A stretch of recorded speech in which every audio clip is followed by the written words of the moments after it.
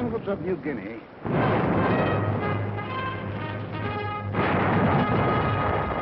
on the barren shores of the Aleutians, in the tropic heat of the Pacific Islands,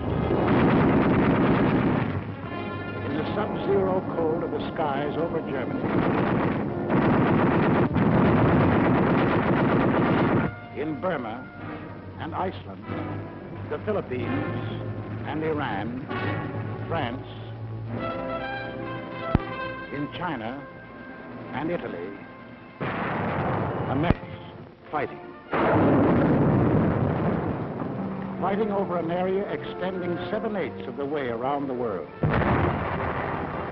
Men from the green hills of New England, the sun-baked plains of the Middle West, the cotton fields of the South, the close-packed streets, the teeming factories of Detroit, Los Angeles, the endless stretching distances of the Southwest, men hills and from the plains, from the villages and from the cities, bookkeepers, soda jerks, mechanics, college students, rich man, poor man, beggar man, thief, doctor, lawyer, merchant, chief, not in fighting men.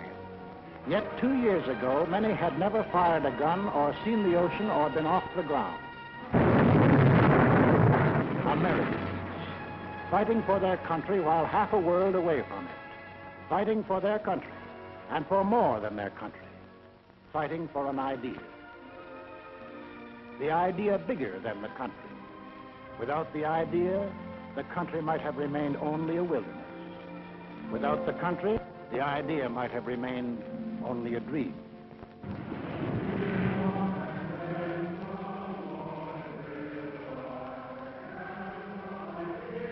Over this ocean, 1607, Jamestown. 1620, Plymouth Rock. Here was America, the sea, the sky, the virgin continent. We came in search of freedom, facing unknown dangers rather than bend the knee or bow to tyranny. Out of the native oak and pine, we built a house, a church, a watchtower. We cleared a field, and there grew up a colony of free citizens. We carved new states out of the green wilderness: Virginia, Massachusetts, Rhode Island, Carolina. Then came the first test in the defense of that liberty. 1775, Lexington. Our leaders spoke our deepest needs.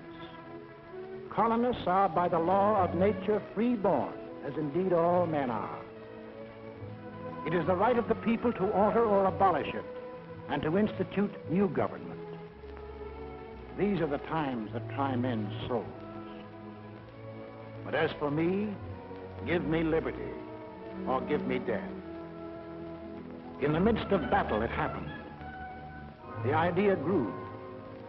The idea took form. Something new was expressed by men, a new and revolutionary doctrine, the greatest creative force in human relations. All men are created equal. All men are entitled to the blessings of life, liberty, and the pursuit of happiness. That's the goal we set for ourselves. Defeat meant hanging. Victory meant a world in which Americans rule themselves. 1777, Valley Forge. We fought and froze, suffered and died. For what? For the future freedom of all Americans. A few of us doubted and despaired. Most of us prayed and endured all. 1781. Now we were a free, independent nation. The new idea had won its first test. Now to pass it on to future Americans. The Constitution, the sacred charter of we the people. The blood and sweat of we the people. The life, liberty, and happiness of we the people. The people were to rule, not some of the people, not the best people or the worst, not the rich people or the poor, but people, all the people.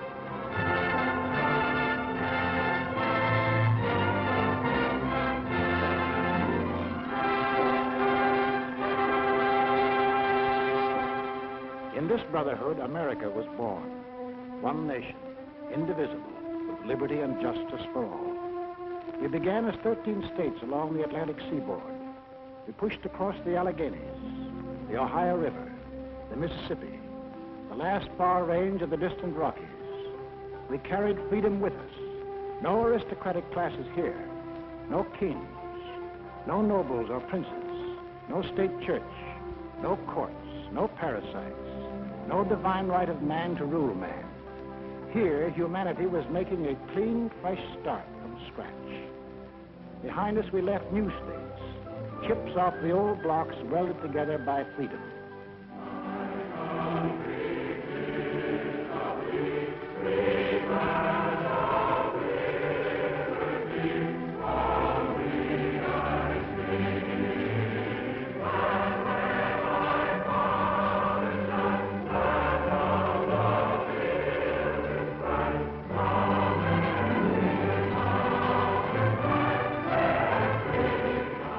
Until finally we were one nation, a land of hope and opportunity that had arisen out of a skeptical world.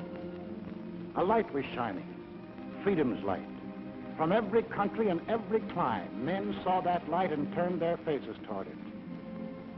Give me your tired, your poor, your huddled masses yearning to breathe free, the wretched refuse of your teeming shore. Send these, the homeless, tempest-tossed, to me. I lift my lamp beside the golden door. As strangers to one another, we came and built a country, and the country built us into Americans. The man of old nations was poured out to build anew. The sweat of our first settlers, the English, the Scotch, the Dutch, building the workshop of New England, of the Italian in the sulfur mines of Louisiana, of the Frenchman and the Swiss in the vineyards of California and New York State, of the Dane, the Norwegian, the Swede, seeding the good earth to make the Midwest bloom with grain, of the Pole and the Welshman, of the Negro harvesting cotton in the hot southern sun, of the Spaniard, the first to roam the great Southwest, of the Mexican in the oil fields of Texas and on the ranches of New Mexico, of the Greek and the Portuguese harvesting the crop the oceans yield, of the German with his technical skill, of the Hungarian and the Russian, of the Irish, Slav, and the Chinese working side by side. The sweat of Americans, and a great nation was built.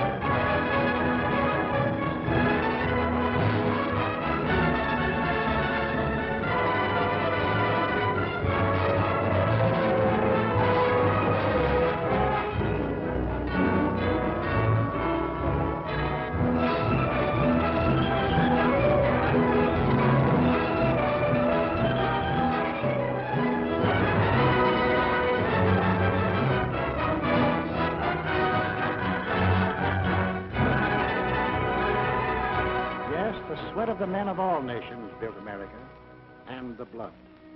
For the blood of Americans has been freely shed.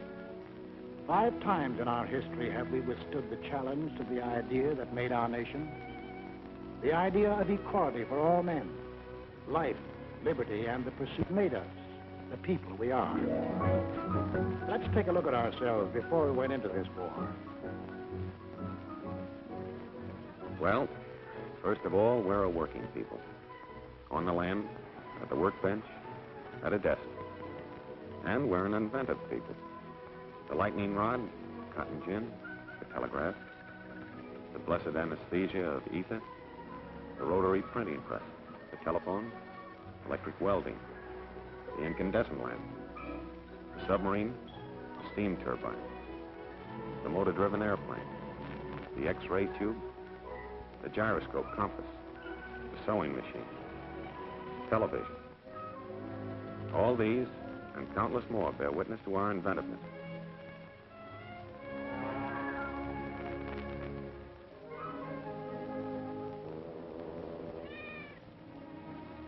And this inventiveness and enterprise, plus our hard-won democratic ideal of the greatest good for the greatest number, created for the average man the highest standard of living in the world. 32.5 million registered automobiles, 2/3 of all the automobiles there are in the entire world. We demand the highest standards in sanitation, purity of food, medical care. Our hospitals are models for the world to copy. We want the best for the average man, woman, or child, particularly child. We have reduced the hazard of being born. From then on, we protect, foster, and generally spoil the majority of our children. But it doesn't seem to hurt them much. They go to school, all kinds of schools, to kindergarten, public schools, private schools, trade schools, high schools, to 25,000 high schools, and to college. In the last war, 20% of all the men in the armed forces had been to high school or college. In this war, 63%. We're a great 2 weeks vacation people. We hunt, and we fish. Up north, down south, back east, out west. When the season opens, we hunt and fish. And we're a sports-loving people.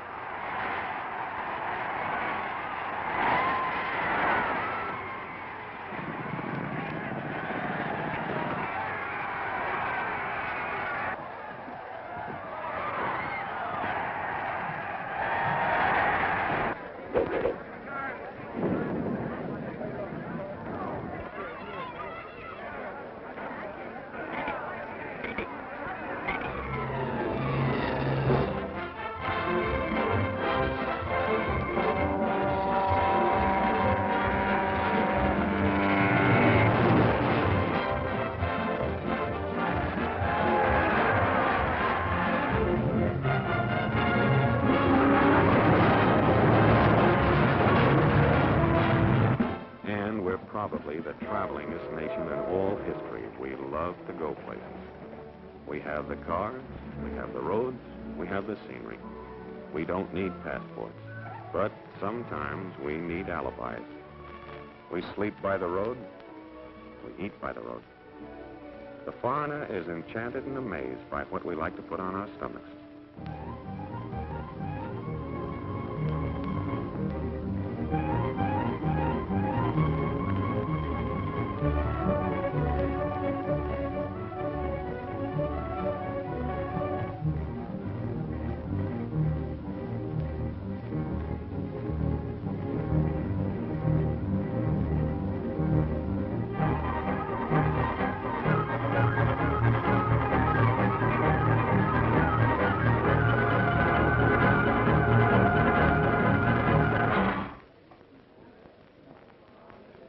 We're a great joining people. We join clubs, fraternity, unions, federation.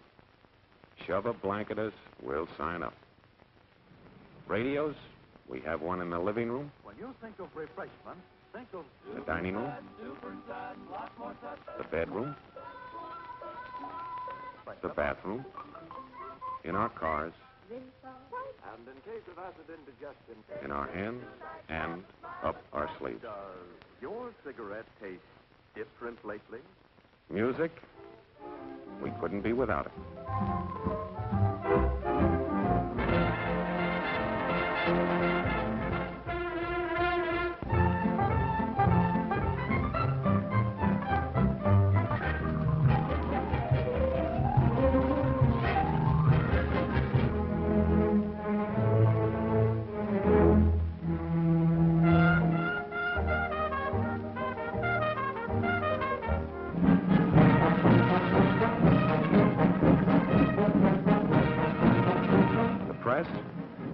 Yes, it's the biggest, but most important, it's the freest on Earth.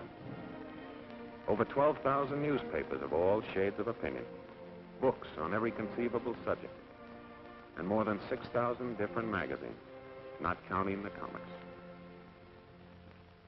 Churches, we have every denomination on Earth. 60 million of us regularly attend, and no one dares tell us which one to go to. We elect our own neighbors to govern us. We believe in individual enterprise and opportunity for men and women alike. We make mistakes. We see the results.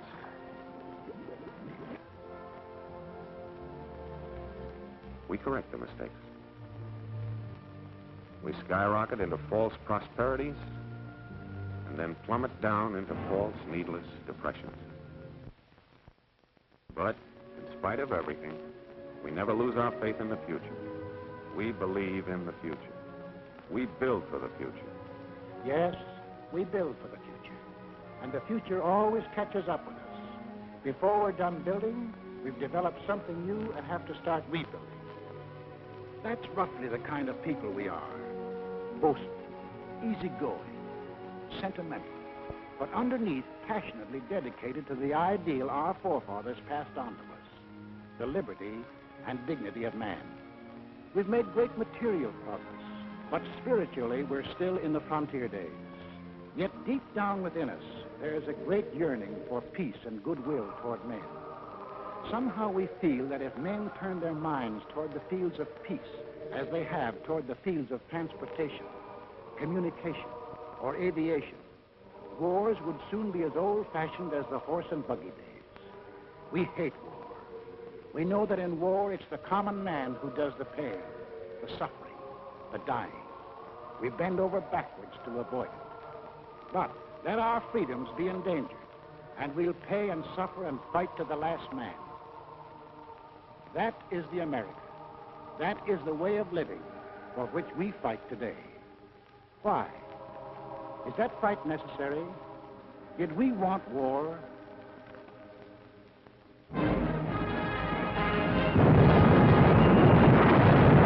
In 1917, before most of you fighting men were born, our fathers fought the First World War to make the world safe for democracy, for the common man.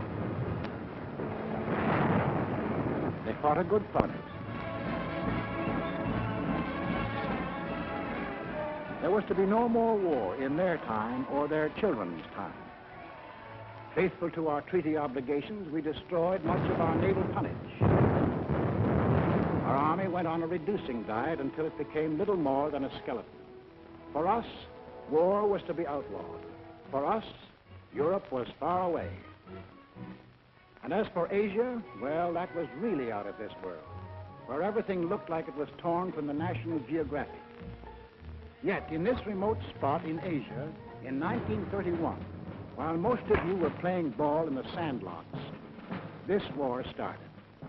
Without warning, Japan invaded Manchuria.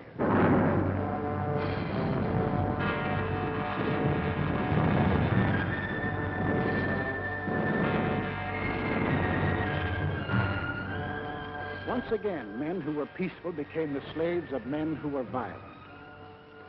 In Washington, D.C., our Secretary of State made a most vigorous protest.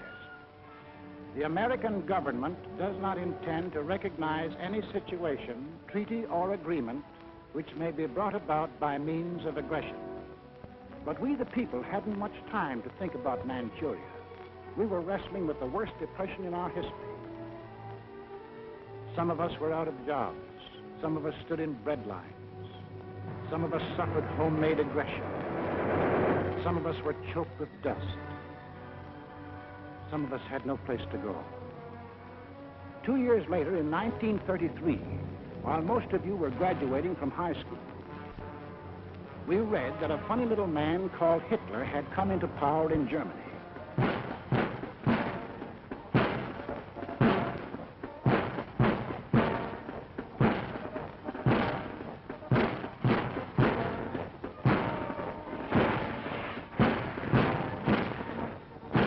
We heard that a thing called the Nazi Party had taken over.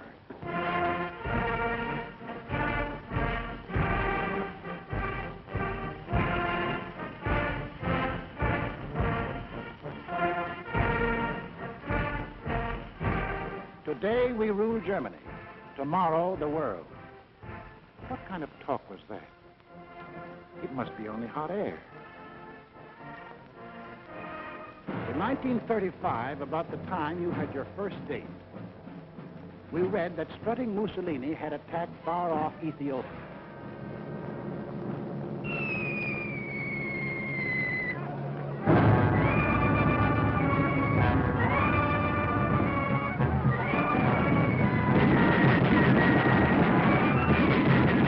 The disease seemed to be spreading, so Congress assembled to insulate us against the growing friction of war. We want no war. We'll have no war, save in defense of our own people or our own honor.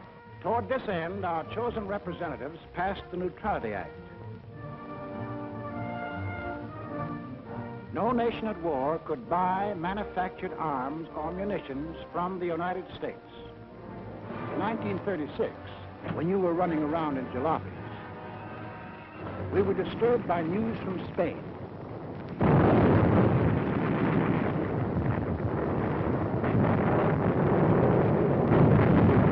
In our newsreels, we saw German and Italian air forces and armies fighting in Spain and wondered what they were doing there.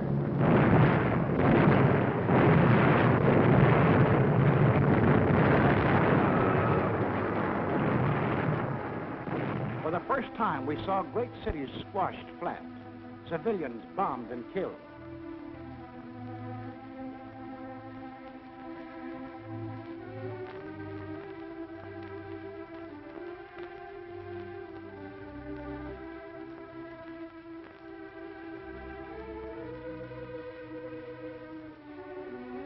In November 1936, the American Institute of Public Opinion, known as the Gallup Poll, asked a representative cross-section of American people, if another war develops in Europe, should America take part again? No.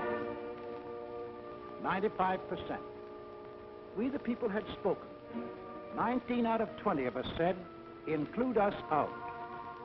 To further insulate ourselves, we added a cash and carry amendment to the Neutrality Act. Not only wouldn't we sell munitions, but we wouldn't sell anything at all, not even a spool of thread, unless warring powers sent their own ships and paid cash on the line.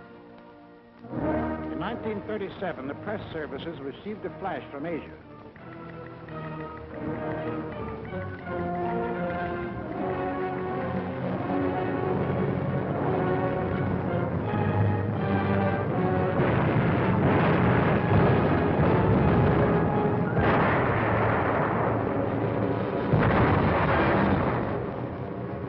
The Japs were turning Asia into a slaughterhouse. But for us, Asia was still far away. In September 1937, the Gallup poll asked us, in the present fight between Japan and China, are your sympathies with either side? We answered, with China, 43%. With Japan, 2%. Undecided, 55%. We hadn't made up our minds about China. Our Neutrality Act barred sales of armaments only to nations at war. The Japanese had not declared war, so we went right on selling scrap iron and aviation gasoline to Japan. In March 1938, Hitler had not declared war either, but his goose-stepping army suddenly smashed in and occupied all the soil of Austria. 6 months later, Hitler and his stooge met the anxious democracies at Munich. Hitler promised peace in our time if Britain and France would give him that part of Czechoslovakia known as the Sudetenland. Britain and France gave him that part of Czechoslovakia, hoping to avert war. Now we had his word, peace in our time.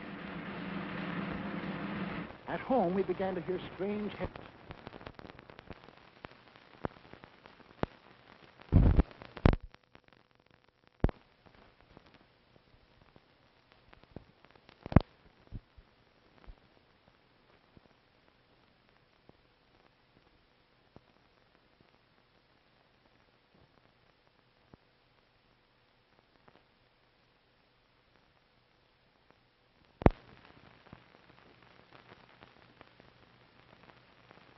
of the United States justice. We read that the Tokyo Diet was appropriating tremendous sums, converting Japan into one vast munitions plant.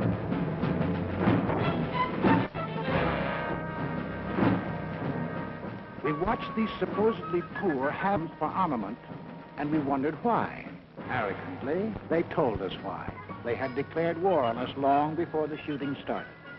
We have actually been at war since the day when we lifted the flag of our revolution, the democratic world. The Germans are noble and unique race, to whom the earth was given by the compelled.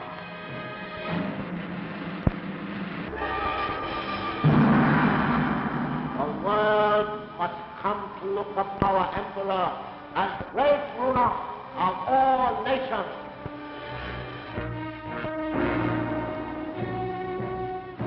When the people of these elected to follow their leaders, Death Incorporated, they organized to personal freedom, equality of man,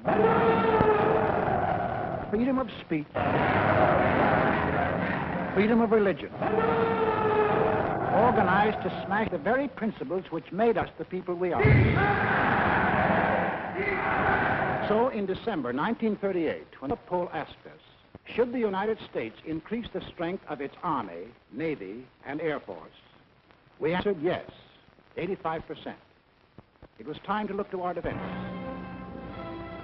Gentlemen, the Military Affairs Committee of the United States House of Representatives for the purpose of considering national defense. The Navy is asking for an increase of 25% in authorized naval tonnage in view of the grave international situation. Congress, reflecting the voice of the people, appropriated the largest sum for military use ever voted during peace in American history, meaning that a few years later it would look like peanuts.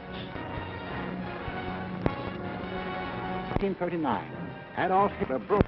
He took over all the rest of Czechoslovakia.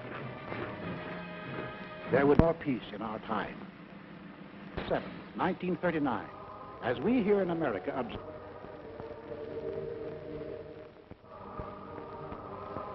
Mussolini and Space paper extra for Italy attacks Albania.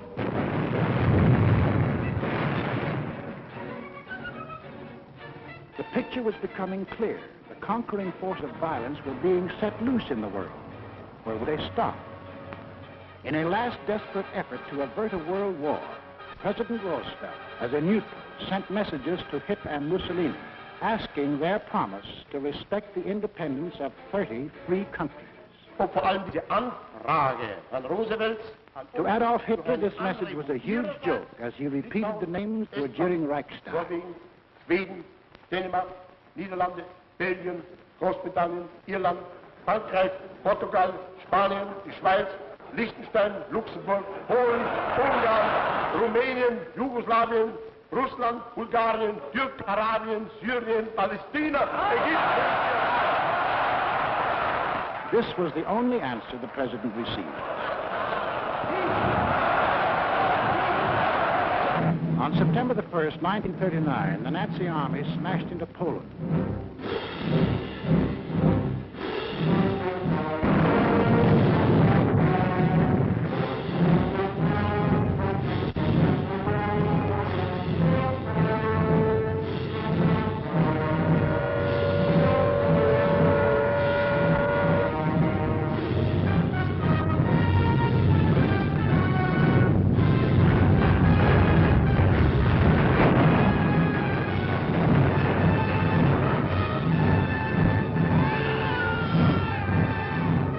England and France had a treaty with Poland. Would they act now? At home, we listened in suspense. Adolf Hitler's all-out attack on Poland makes the long-dreaded European war a certainty. Prime Minister Chamberlain of Great Britain gave the Nazi dictator a 0 hour for withdrawing his troops from Poland. That 0 hour ends now. At this time, we transfer you to London for an important announcement by the British Prime Minister. Up to the very last, it would have been quite possible to have arranged a peaceful and honorable settlement between Germany and Poland. Hitler would not have it. But a situation in which no word given by Germany's ruler could be trusted, and no people or country could feel itself safe, had become intolerable. Now, may God bless you all, and may He defend the right, for it is evil things that we shall be fighting against, and against them I am certain that the right will prevail. 6 hours after Great Britain declared war on Nazi Germany, the Republic of France followed. All France is in a maelstrom of activity. The Maginot Line has already opened fire on the Germans. The sparring is ended. World War II has begun.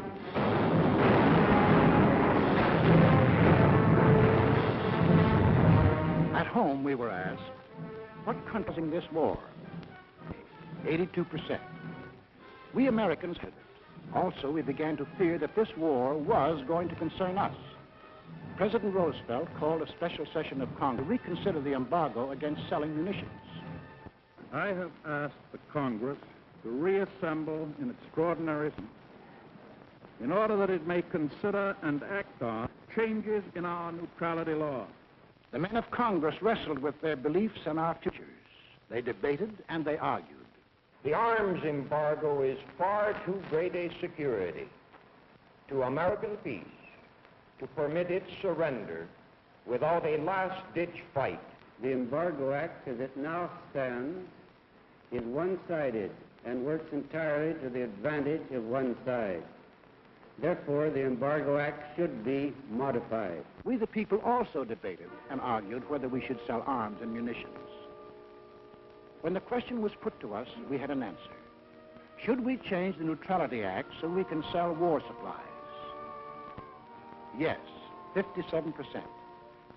Shortly after, our representatives changed the Neutrality Act.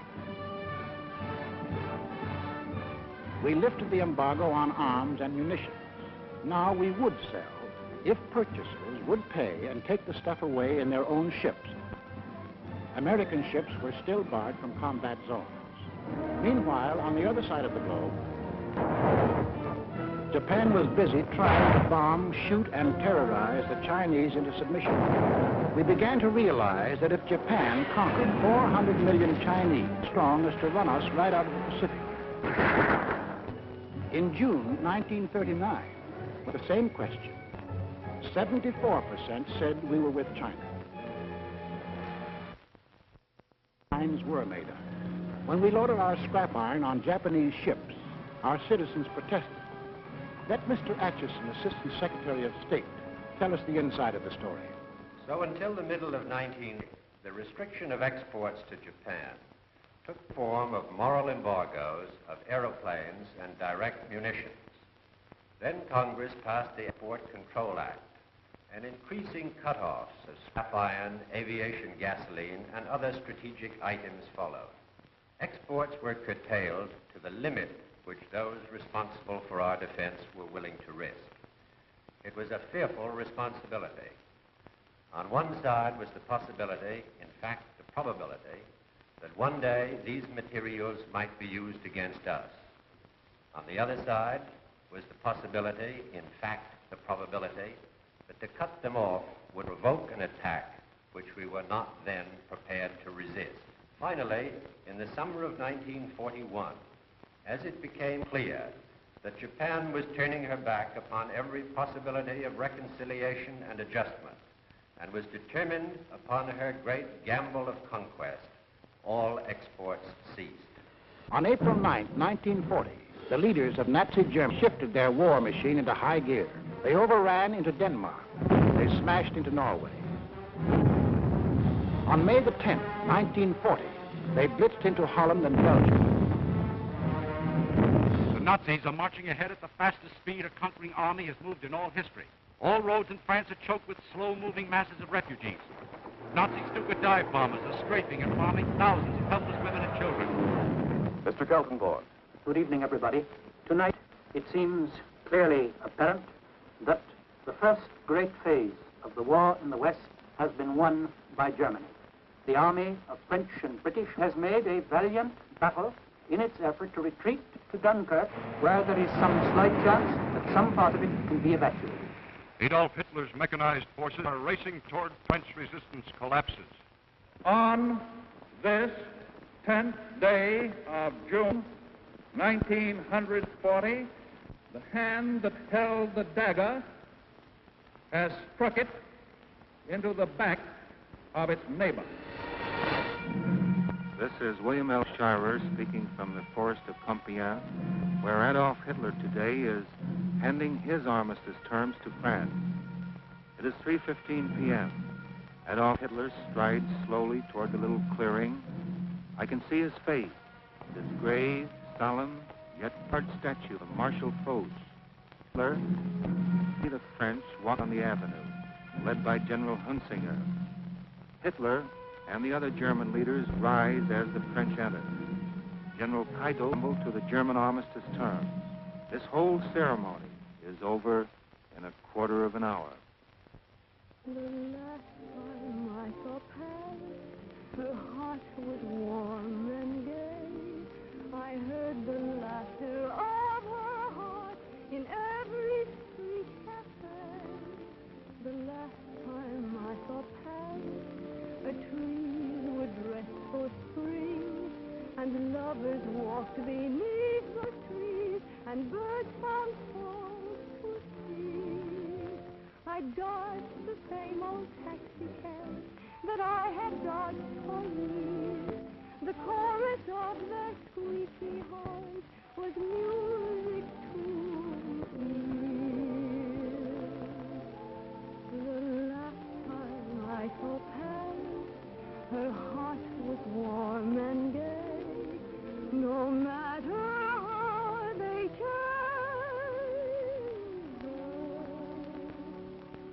I remember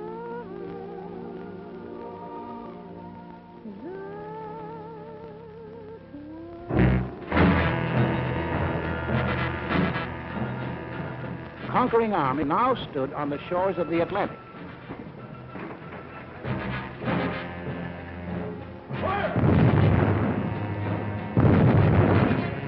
The danger was suddenly close.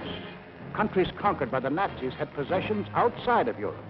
These possessions are in America. Would the Nazis demand the French naval units at Martinique?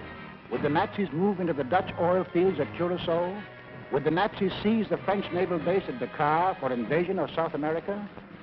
Already in Brazil, there were over 1 million Germans who lived exactly as they did in Germany. 1,200 German schools with Nazi textbooks and Nazi teachers. Nazi newspapers. Hermann Goering glider clubs had been established. Also in Brazil, there were 260,000 Japanese taking orders from Japan. In Ecuador, within easy bombing range of the Panama Canal, German airlines had been established. German pilots were reserve officers of the Luftwaffe. The German transport planes had bomb racks already built in. In Argentina, German athletic clubs similar to the Hitler Youth Movement had been organized exclusively for Germans. Here was a fifth column ready to take over. In Havana, we met with 20 other American republics. There must not be a shadow of a doubt anywhere as to the determination of the American nations not to permit the invasion of their hemisphere by the armed forces of any power or any possible combination of powers. 20 American nations stood firm. The Americas would not allow any European colony in this hemisphere to be transferred to a non-American power. We said, keep out. We meant it. We must increase production facilities for everything needed for the Army and Navy for national defense. I believe that this nation should plan at this time a program that will provide us with 50,000 military and naval planes. To protect our shores, we authorized construction of a two-ocean navy, the greatest the world has ever known. At least it would be the greatest navy when completed in 1944. But then, in 1940, it was only a paper navy. Our fighting forces at that time consisted of an army of 187,000 men, a navy of 120,000, And this dot was the Air Corps, 22,387 strong. All told, 330,000 men.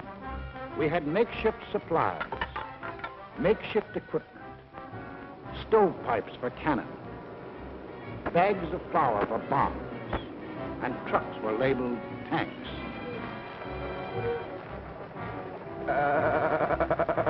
Our infantry had exactly 488 machine guns. We possessed 235 pieces of field artillery, 10 light and 18 medium tanks. That was the Army of the United States in May 1940, the month in which the Nazis overran France. So we called our Minutemen, the National Guard of the 48 states, and placed them into federal service.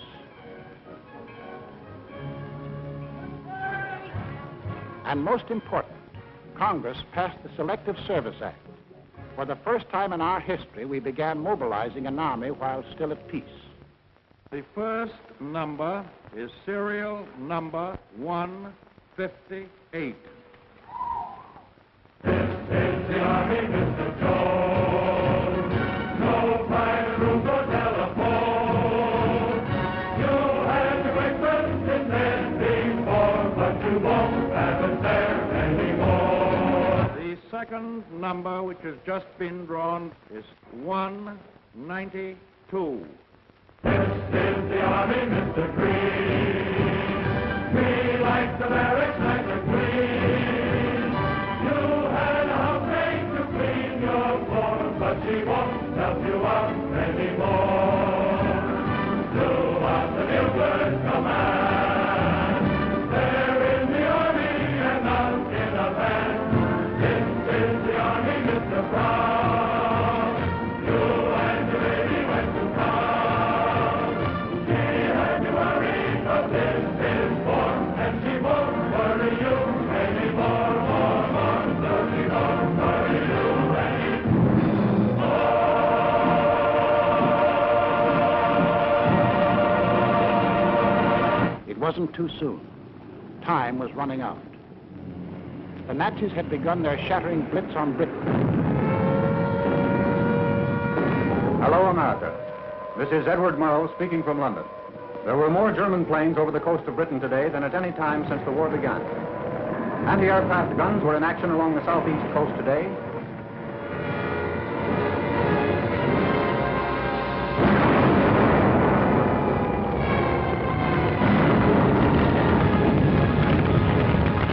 Back on Main Street, USA, daily we followed Britain's life struggle. For if Britain died, we would be in grave peril. Our first line of defense in the Atlantic, the British fleet, might go to Nazi Germany. We would be unprotected, our shores, our people, our homes endangered. Britain must not fall. In our harbors, idle and rotting, lay ancient destroyers. They had been built for World War I, but this was World War II, and this gave us an idea. 50 tired, over-aged destroyers were revitalized, transferred to Great Britain. In return, we acquired further protection of our shores. We received a chain of bases stretching from Newfoundland to British Guiana. These bases threw a steel wall around the Caribbean. These bases gave new safety to the Panama Canal. It was now clear to the aggressors that we were conscious of the threat they represented to our country. Mr. Burley, Assistant Secretary of State, will tell us how they got together and tried to scare us off. From 1936 on, it became increasingly clear to the world that Germany, Italy, and Japan were pursuing a common pattern of aggression, both in Europe and in the Far East. On September 27, 1940, these three powers signed the so-called Pact of Berlin, or Tripartite Pact, a treaty of far-reaching alliance. By that treaty, it was provided that the three countries would assist one another with all political, economic, and military means when one of the powers was attacked. Note particularly the use of the word attacked, by a power not then involved in the European war. or in the Chinese-Japan plate. The last of these provisions was aimed directly at the United States. Tokyo celebrated.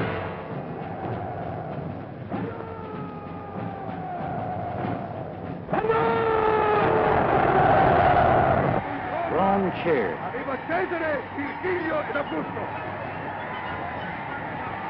Berlin hired itself forth. It was clear now that the three Axis countries definitely stood against us.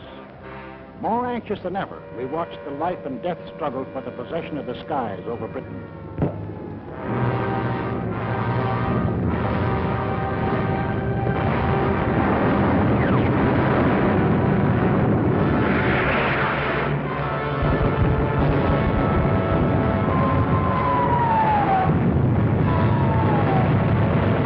Despite the propaganda and confusion of recent months, it is now obvious that England is losing the war.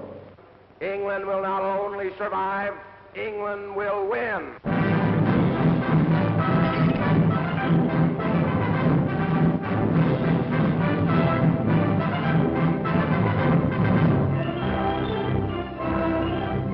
So, when we were asked, should we keep out of war or aid Britain even at the risk of war?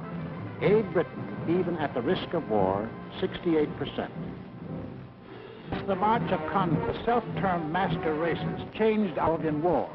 To 1941, 15 out of 20 Americans were willing to risk war if war was necessary to ensure Axis defeat. I've asked this Congress for authority and for funds sufficient to manufacture additional munitions and war supplies of many kinds to be turned over to those nations which are now in actual war with aggressor nations. Our most useful and immediate role is to act as an arsenal for them as well as for ourselves. We shall send in ever-increasing numbers ships, planes, tanks, guns. That is our purpose and our pledge.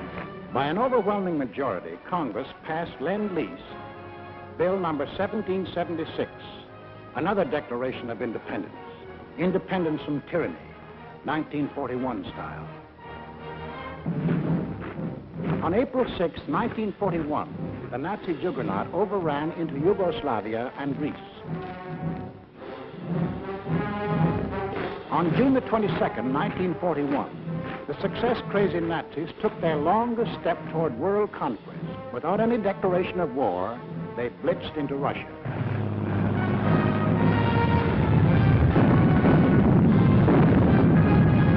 We were determined not to let down any nations defending themselves against unprovoked attack. So we extended Lend-Lease to these new victims. Now, the Lend-Lease products of our factories were being unloaded in the bombed ports of Great Britain, at the Red Sea ports for the British in Africa. Lend-Lease was being hauled over the Burma Road to China. Lend-Lease was piling up in Murmansk and Iran for Russia. Why did we supply war materials to the countries defending themselves against Axis aggression? Was it our natural sympathies for people unwilling to lose their freedom? Was it our ancient antagonism to conquerors imposing their rule on others by force? Yes, partly. But principally, it was because the American people had become certain that they were on the list of free nations to be conquered. Two worlds are in conflict, two philosophies of life. One of these two worlds must break asunder. And we were the leading example of that free world that Hitler was committed to breaking asunder. What would have been our defensive position if the aggressors had succeeded in conquering Britain, Russia, and China? German conquest of Europe and Africa would bring all their raw materials, plus their entire industrial development, under one control. Of the 2 billion people in the world, the Nazis would rule roughly 1/4. The 500 million people of Europe and Africa, forced into slavery to labor for Germany. German conquest of Russia would add the vast raw materials and the production facilities of another of the world's industrial areas. And of those people, another 200 million would be added to the Nazi labor pile. Japanese conquest of the Orient would pour into their factory the almost unlimited resources of that area. And of the peoples of the earth, 1,000 million would come under their rule, slaves for their industrial machines. We in North and South America would be left with the raw materials of 3/10 of the Earth's surface against the Axis with the resources of 7/10. We would have one industrial region against their 3 industrial regions. We would have 1/8 of the world's population against their 7/8.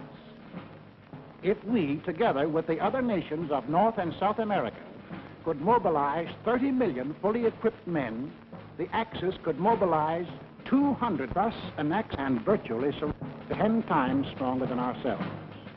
These are the reasons that led us, the American people, to change the Neutrality Act, to send aid to Britain, to Russia, to China, to make ourselves the arsenal of democracy. These are the reasons why now the first American troops set forth into the Atlantic to occupy new bases in Greenland and Iceland with the consent of their local governments. In our hands, bases of defense. In Nazi hands, bases of offense.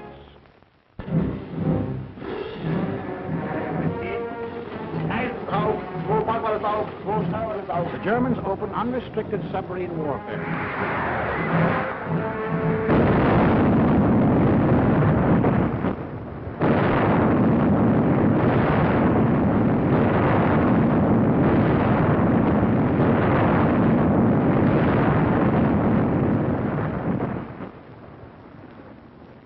If today our Navy should make secure the seas for the delivery of our munitions to Great Britain, it will render as great a service to our country and to the preservation of American freedom as it has ever rendered in all its glorious history. We want those cargoes protected. An aroused Congress repealed the entire Neutrality Act. We armed our merchants, and for the first time they steamed into combat zones to deliver Lend-Lease. While this was going on in the Atlantic, the Japs, by a so-called agreement with the puppet government of defeated France, moved in on Indochina.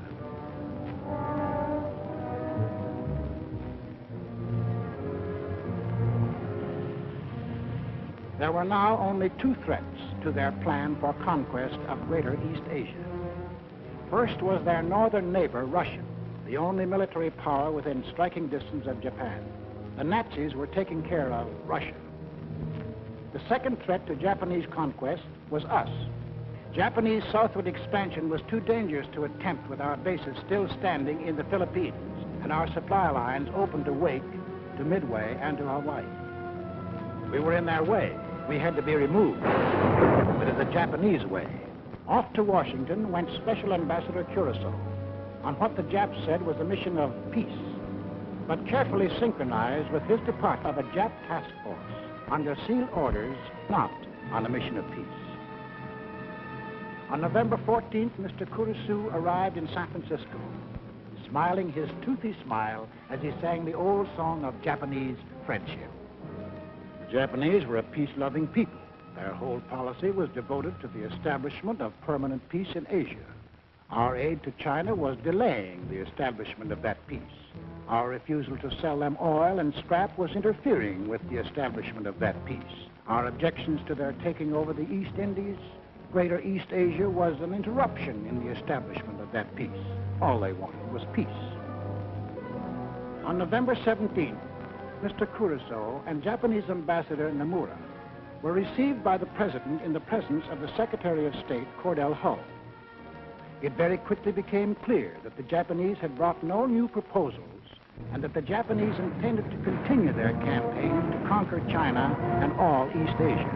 However, On November 26th, our Secretary of State presented the Japanese with the basis for peaceful agreement between the two nations. The proposal was forwarded to Tokyo. The Japs had to stall for time, but only a short time. The task force was nearing its goal. Sunday, December 7th, 1941.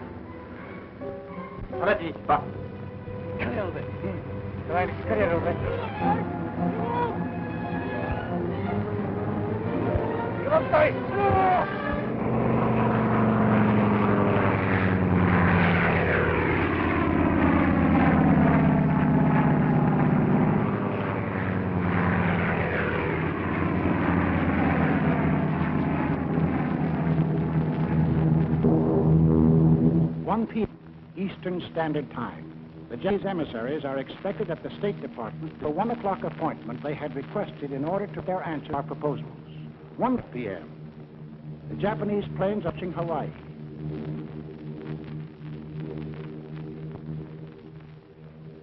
(1:10 p.m.) The Japanese emissaries telephoned to postpone their appointment until 1:45. 1:20 p.m.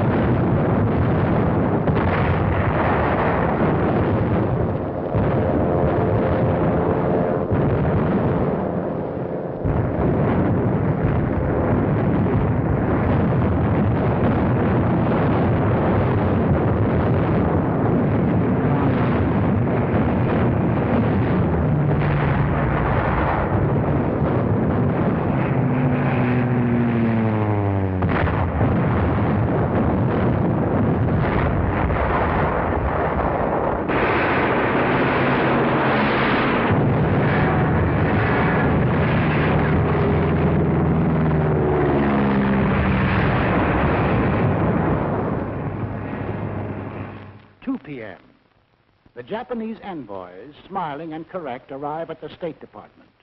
2:20 p.m.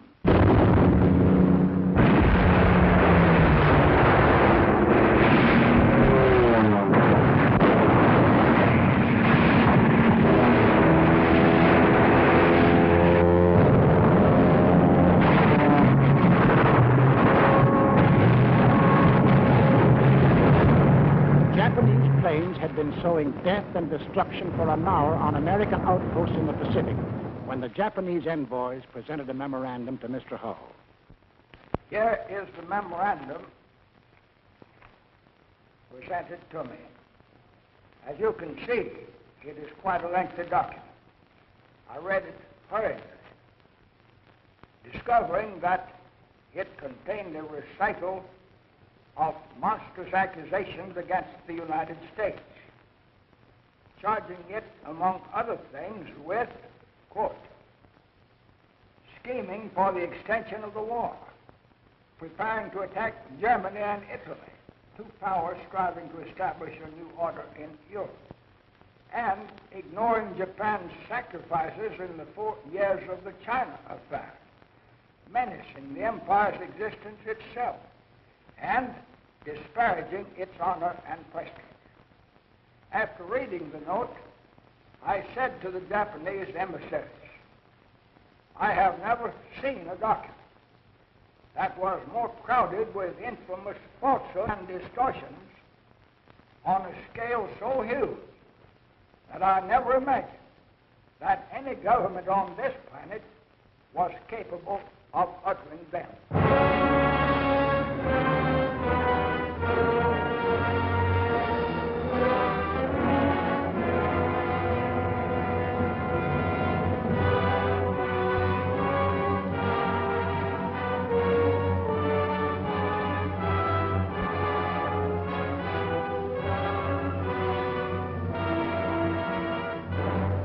I ask that the Congress declare the unprovoked, and dastardly attack by Japan on Sunday, December 7, 1941, a state of war has existed between the United and the Japanese Empire.